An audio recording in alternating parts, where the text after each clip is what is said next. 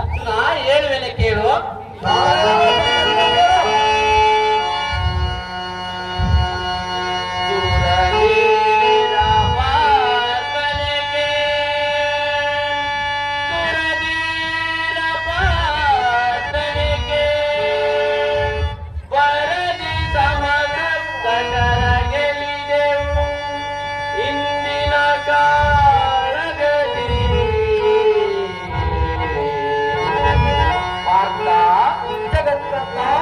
ಸಮನಾರು ಈ ಜಗದೊಳಗೆ ಸರಿಯಾರು ಈ ಭುವಿಯೊಳಗೆ ರಥವ ಬಿಡುವೆ ನಮ್ಮಯ ತಲೆಗೆ ಬಾತ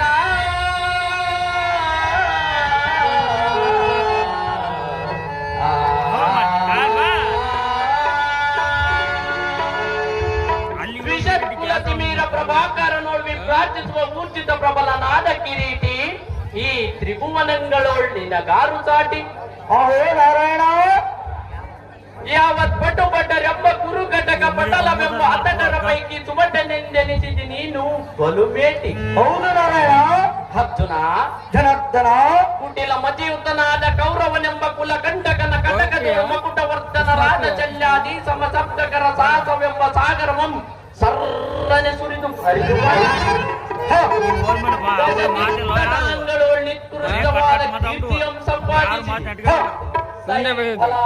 ಅರ್ಜುನ ನಾರಾಯಣ, ಬಿಲ್ವಿದ್ಯೆಯೋಳ್ ಬಲ್ಲಿದನೆನಿಸಿದ ಕಲಿಭೀಷ್ಮನಂ ಜಯಿಸಿ ಕದನ ಪ್ರಸಿದ್ಧರೋಳ್ ಪ್ರಬುದ್ಧನೆನಿಸಿದ ನೀನೇ ಮಹಾಪ್ರವೀಣ. ಭುಜಬಲೋರ್ದಂಡ ಕೋದಂಡ ಪಾಂಡಿತ್ಯ ಧನುರ್ವಿದ್ಯದೋಳ್ ಧುರೀಣ.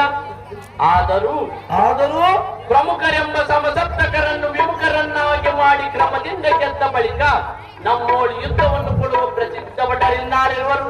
ಮತ್ತಾರು ನಾರಾಯಣ? ಜಯಾಂಗನೆಯನ್ನು ಒಲಿಸುವ ಸುರ ನರ ಗರುಡ ಗಂಧರ್ವರೋಳಿನಿಗೆ ಸರಿಸಾಟಿ ಯಾರು? ತಸ್ಮಾತ್ ನಾವಿಲ್ಲಿರುವುದು ಏತಕ್ಕೆ? ಹೋಗೋಣ ನಡಿ ನಮ್ಮ ಪಾಳ್ಯಕ್ಕೆ. ಅಜ್ಞಾನಂದ ತಮ ಸಂಗ ವಿಚ್ಛೇದನ ಜೀವಕರವೇ ವಿಭ್ರಾಜಿಸುವೆ ಮುರಾರ. ಸುಜ್ಞಾನ ನದಿ ಪ್ರಾಪ್ತ ಮಧ್ಯುತ್ತಲೇ ಮತ್ತು ಜ್ಞಾಪಕ ಮಲ್ಲಿಸೈ ಕೃಪಾಕರ.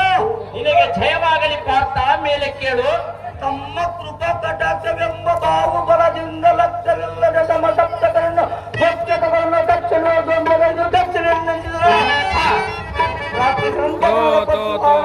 ಶ್ವೇತವಾಹನನೇ ಲಕ್ಷ್ಮಿ ಪಾಣಿಗ್ರಹಣ ಮಾಡಿದನು ಕಲಿಪಾರ್ಥನೆ.